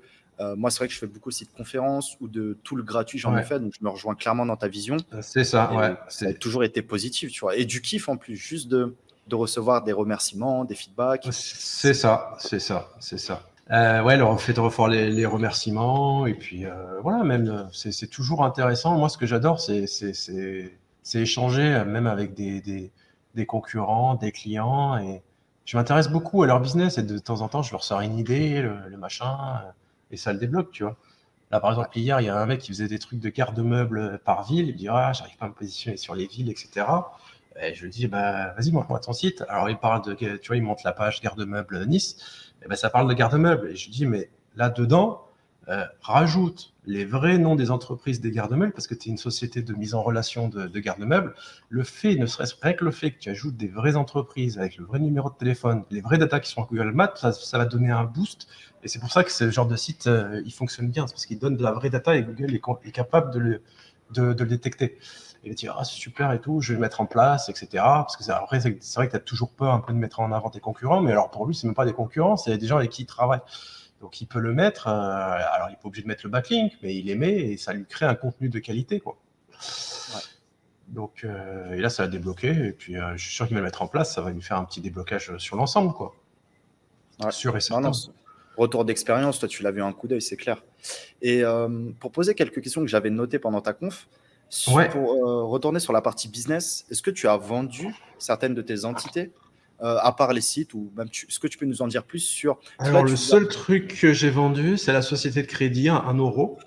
Ok, ça paye le café. Euh, voilà. Après, Gridkey, j'ai toujours 10% ou 11% de la société, mais je suis plus actif dessus, mais j'ai toujours les parts. Après, c'est une thématique qui est compliquée parce que c'est de la vente loi Pinel, d'investissement locatif, et aujourd'hui, on est dans une période de crise où je connais des agents immobiliers, ils n'ont rien vendu depuis 6 mois. Et Ok, c'est vraiment la crise de l'immobilier. Et généralement, ça va être un peu l'effet domino. C'est-à-dire que d'abord, tu commences avec l'immobilier. Et après, il y a tout un tas d'activités qui vont chuter, hein. Même moi, je le vois sur différentes prestats ou même des clients, différents business. Tu as l'ensemble qui est en baisse, hein. Faut être honnête. Plus en plus, là, le SEO, des fois, avec l'IA, les gens, peut-être les clients, ils ont peut-être un peu moins envie d'investir dans le SEO en se disant que la question qu'ils posaient avant chez Google, après, les gens vont la poser à une IA, il aura sa réponse. Ça ne sera pas valable pour tout, mais tu as quand même une tendance un petit peu vers la baisse. Mais c'est encore la même chose, ça a un problème qui va arriver et puis on va se relever, on va trouver une solution, tu vois. Là, aujourd'hui, le trafic, il commence à être de plus en plus sur les réseaux sociaux. Pourquoi est-ce qu'on ne dupliquerait pas notre stratégie comment dire, de réseau de sites internet en un réseau de comptes de réseaux sociaux et au lieu de vendre un backlink, tu vends une mise en avant. Enfin, je sais pas, hein, je dis une bêtise, mais non, non, bien c'est sûr, vrai que de plus en plus, l'adaptation. voilà, on est une race d'entrepreneurs où on va se débrouiller quoi qu'il arrive. Voilà, là, il y a l'IA, il y a quand même aussi pas mal de choses à faire avec l'IA. Pour moi, quand même, le SEO, il y a quand même encore quelques belles années, mais il faut être à l'affût ou voilà, il faut être réaliste. Il y a des sites où j'étais page 1, positionné au top sur une requête. Je regarde le trafic que j'avais à la même position il y a 3-4 ans. Ça s'est réduit de 40-50%, tu vois, à la même position, etc. Alors, oui, ils ont rajouté de la pub qui est transparent, etc. Ils rajoutent des trucs, mais je sais pas. C'est. En tout cas, c'est sûr qu'on est une race d'entrepreneurs SEO qui s'adaptent très vite. Dans notre milieu, on a été conçu C'est comme ça. ça fait des années. Et ça, c'est un putain de gros atout sur le marché, que ce soit pour un side project, un SaaS ou autre, on sait s'adapter. Quand tu vois qu'il y en a, bah, surtout les grosses boîtes qui vont mourir petit à petit feu, nous, c'est vrai qu'on a toujours ce. Enfin, SEO, blogueur pro, éditeur de site. En tout cas, C'est on ça, s'adapte. ouais. Mm, mm. C'est ça, c'est ça. Et puis c'est qu'on a goûté à cette passion du web où tu peux travailler à distance, Ouais. que tu n'es pas obligé de te déplacer, que tu peux éventuellement voyager comme tu le fais. Moi, je le fais pas, mais toi, tu le fais. Et on trouvera une façon de trouver un métier, enfin un truc où tu peux travailler à distance, etc. Alors, ce sera peut-être un peu moins facile, peut-être un peu plus facile, parce que maintenant, par exemple, il y a des trucs TikTok là, que je vois qui sortent. Apparemment, c'est la folie. Mais on trouvera toujours quelque chose, on se débrouillera toujours. Voilà. Et puis au pire où ça va pas, rien ne t'empêche de reprendre un poste de salarié comme j'ai fait et de travailler ton side project à côté, le temps d'être salarié, de te remettre en jambes et ou éventuellement d'investir dans l'immobilier en étant salarié, en sachant que voilà, tu te dis, je me mets salarié un an et puis après je recrée ma structure. Et puis, alors moi, quand j'ai quitté Compte, j'ai profité de rien, j'ai rien récupéré, j'ai même pas récupéré le chômage ni rien du tout, hein, parce que j'étais à fond dans mes T'avais pas trucs. les BSPCE? Même pas? Non, j'ai tout laissé, pour diverses raisons. Mais, mais Ça va, il y a que nous non, deux, tu voilà, peux le dire là. Il y a personne sur le live. Ça, on est ouais. 200. Non, non, Ah, il y a bien plus sûr. personne là? Ah ouais, ok. Si, si, on est 200, on est 200. Non, mais voilà, non, non, j'ai plus de, en fait, les BSPCE, tu les as que si tu es salarié, en fait. Et vu que j'avais pas forcément confiance, je les ai pas rachetés. Voilà. Donc, à partir du moment où tu es plus salarié, tu les perds. Ouais.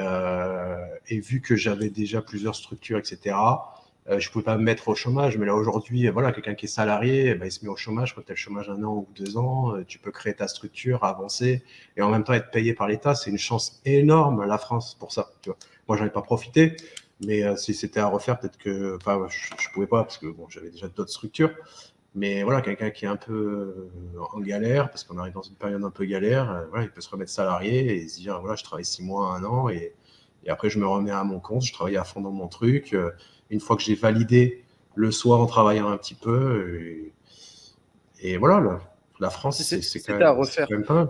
si c'était à refaire, tu le referais de repartir chez compte, même si tu sais que l'apport de compétences, de réseau, Ouais, etc., je referai, tu ouais, le referais? parce que j'ai beaucoup, beaucoup appris, j'ai beaucoup mûri, et c'est là où j'ai rencontré les personnes qui m'ont fait dépasser un Hmm, step niveau technique, etc. Voilà. ok. Et puis c'est Tu surtout aurais que c'est quelque chose qui m'a fait comprendre que c'est le genre d'entreprise qui n'est pas fait pour moi, tu vois. Les dossiers, les levées de fonds, la masse c'est salariale. voilà, la gestion, la masse salariale, le commérage, c'est voilà, petite entreprise et voilà, donc si c'était à refaire, je ferais tout pareil, c'est juste que je profiterai peut-être du système français ou si je pars, je récupérerai le chômage et Ok. toucher un chômage en travaillant sur mes sociétés alors que j'ai démissionné alors qu'on aurait pu faire une rupture conventionnelle pour avoir le chômage. Voilà. Ouais. Ouais, après, j'imagine si t'es parti, c'est que tu pouvais te le permettre plus ou moins, sans Oui, rentrer dans les aussi, ouais, détails. ça va. Sinon, J'étais quand même, oui, oui, j'avais quand même sinon, pas mal, voilà, de revenus. J'avais le projet SEO Better qui était très confiant, qui était en phase de démarrage, et je pouvais plus être salarié. Il fallait que je me mette à fond dessus. Donc voilà, on part pas comme ça sur un coup de tête, etc. Voilà. ok. Après, je m'entendais bien avec tout le monde, il n'y avait pas de problème. Mais voilà, quand tu pars, voilà, j'étais serein, il n'y avait pas de problème. Ouais, t'étais Même serein. je perdais mon chômage, mais si tu veux, les revenus, enfin, je gagnais quand même assez, enfin, je gagne très bien ma vie, il Bien ne faut sûr. pas le cacher, très très bien. Mais voilà, le chômage, bon, c'est pas négligeable, tu vois, parce que c'est quand même un bon petit, c'est un petit chômage, mais c'est pas ça qui m'aurait retenu, quoi. Voilà. Ok. Top. Moi, ce que je vous propose, il est 18h10, ce serait peut-être de terminer maintenant. Parce que je crois qu'officiellement, la conf est terminée à 17h. Bon, on a tellement décalé avec Tremplin Numérique, Paul Vengeon, Stéphane, mais voilà, c'était incroyable Ouais. ces 2 jours de conférence. Ta conf était incroyable. Le closing, je te laisserai lire les commentaires au repos après si tu veux. Mais voilà, Ah tout le ouais? monde a Ok, kiffé. c'était un peu On est... différent. C'est vrai que j'ai l'habitude de faire des cas concrets, mais après, au bout d'un moment, enfin voilà, tu sais, on fait toujours la Ouais, même mais chose. Je vais pas raconter toujours la même chose, donc j'ai voulu essayer de faire un truc différent, mais j'ai pas pu m'empêcher de mettre quelques petits cas, c'était des petits conf, mais trucs. Et business, retour d'expérience, les échecs, la théorie, la partie technique. Voilà, c'était hyper complet. Il y en avait pour tout le monde. j'ai survolé un petit peu. C'est vrai que j'ai pas passé en détail sur les bases, mais c'est les petits plus et les petits trucs qui peuvent faire des déclics où voilà, on a tous rencontré, on s'est tous fait hacker un site. Ah oui, Et, c'est clair. et puis voilà. Après, aujourd'hui, c'est ma façon de fonctionner. Mais probablement qu'il y a des meilleures façons, il y a peut-être d'autres choses, et peut-être que dans un an, j'aurai changé d'autres trucs. Mais là, je suis serein pour garder ce genre de process sur plusieurs années, quoi. Ouais. Magnifique, c'est que du bon. Je vais dire au revoir à tout le monde et je te laisserai le mot de la fin, Stéphane, pour clôturer cet événement. En tout cas, merci à tous, merci à tous les intervenants, merci à tous les sponsors, merci à vous tous qui étaient là pendant 2 jours. Je pense qu'il y a eu plus de 5 ou 6 000 connexions, en moyenne 300 à 400 personnes pour chaque conférence, donc c'était juste énorme. Tu avais commencé la conférence, on était encore 300. Bon, après, c'est vendredi, 18h, tout le monde est déjà un petit peu au Ricard ou à la BR. Donc, en tout cas, un closing qui était vraiment fabuleux. Juste pour le replay, est-ce que je pourrais avoir le support PPT si tu souhaites le partager, que je le mette en description? Il avait été de... Oui, Si tu mais souhaites le partager. c'est toi qui me l'as partagé, ouais. Ouais, carrément, si on a déjà le lien, c'est parfait. Comme ça, on le Ouais, ouais. mettra dans Après, je la... sais pas comment le partager, mais c'est toi qui as partagé le PTT, et moi j'ai fait les slides direct dessus. Ok, nickel. Comme ça, avec Juliane, on Voilà. mettra en replay directement. Enfin, les slides dans le replay. Idem pour la conférence de Tremplin Numérique. Voilà, en tout cas, c'était génial. Beaucoup de conférences, beaucoup de tips, diversifiés. C'était pas que Ouais, SEO, c'était pas... j'ai pas pu tout suivre, mais voilà, si tout est en replay, je regarderai les interventions de Ouais, tout mais le monde. Ouais, c'est après, vrai qu'il y tu avait du bosses, hein. lourd, quoi. Oui, Tu non, mais bosses, c'est que tu bosses. j'ai eu des petits problèmes à la con, quoi, pas prévus encore. Pas de souci. Mais, En tout cas, voilà, après, moi, j'aime bien, c'est vrai que quand tu vas au sport entre midi et deux, ouais. j'aime bien écouter les podcasts ou le soir tranquillement en bossant. Voilà. C'est vrai que la Ouais, journée, j'ai un peu de mal. J'ai un peu de mal. voilà. Ouais, c'est soit tu bosses, soit tu écoutes. Moi, perso, j'écoute déjà jamais les vidéos SEO, à part quand c'est SEO Talk ou House of Business. Et podcast, mais le soir ou toi le midi, tu vois. Ouais. En bossant, c'est impossible. Enfin, c'est chaud, quoi. Bon, en tout cas, merci à tous et prenez soin de Merci à vous. tous. Ah merci à tous. Hein, voilà, si ça a pu vous motiver, voilà, je pense qu'on va rentrer dans une période qui va pas être très facile, mais voilà, motivez-vous et surtout trouvez des associés. Si vous avez une idée de projet, voilà, c'est important. Seul, on va plus vite, mais ensemble, on va plus loin. Voilà. Parfait, on va rester sur cette punchline. Stéphane, prends soin de toi. À très vite. Force dans tous les projets. TextBulker, Alloscan, tout ça, ça va péter. Donc, c'est que du bon. À Bah, plus tout merci le monde. beaucoup. Et puis, voilà, si vous avez des retours, pas de souci. Voilà. Il n'y a pas tout qui est Super. parfait, mais on fait petit à petit pour le mieux. Impeccable. Bon week-end à tous. Ciao tout le monde. Merci À à très vous. vite. Bye Ciao, bye. ciao. Salut Stéphane. Ciao.